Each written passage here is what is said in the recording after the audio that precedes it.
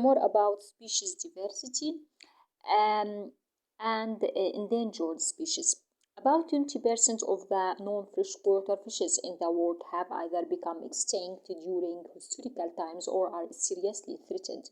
One of the largest rapid extinction events yet recorded in the ongoing loss of freshwater fishes in East Africa's Lake Victoria. About 200 of the more than 500 species of seagulls in the lake have been lost, mainly as a result of the introduction of non-native predators species, the Nile perch, in the 1960s.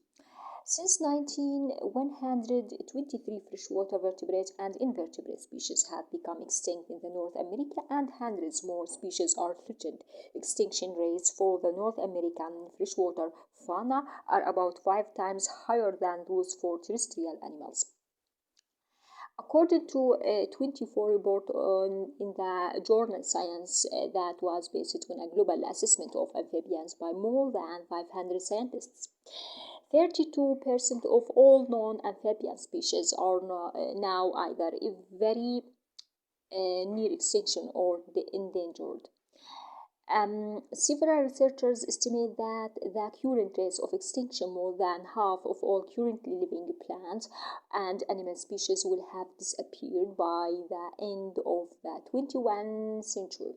Extinction of species may be local. For example, a species may be lost in one river system but survive in an adjacent one. Global extinction of a species means that it is lost from all its locals. However, extinction is often an unseen process. To know for certain that a given species is extinct, we must know its exact distribution. Without a more complete catalog of species diversity and knowledge of the geographic distribution and ecological roles of Earth's species, our efforts to understand the structure and function of ecosystem on which where survival depends will remain incomplete.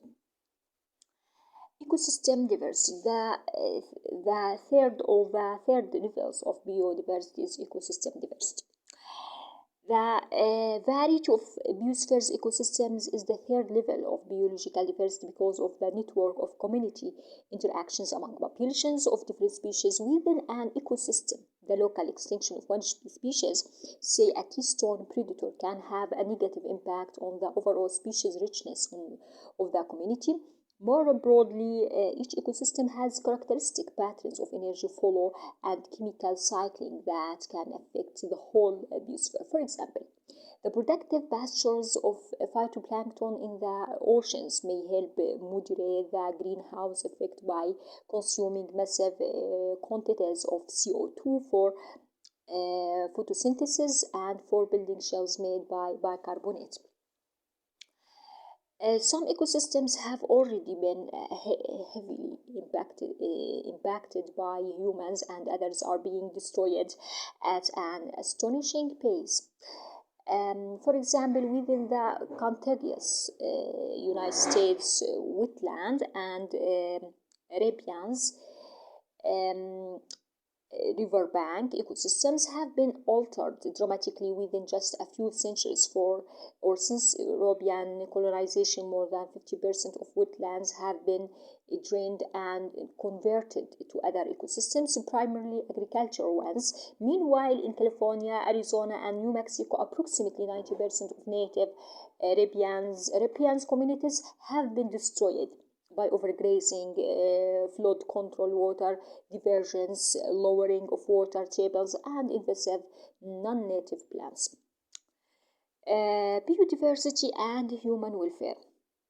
Why should we care about the loss of biodiversity? Perhaps the purest reason is what E.O. Wilson calls biophilia, our sense of connection to nature and other forms of life.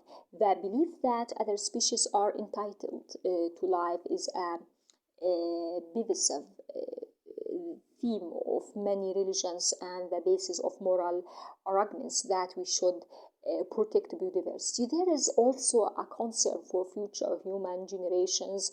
It is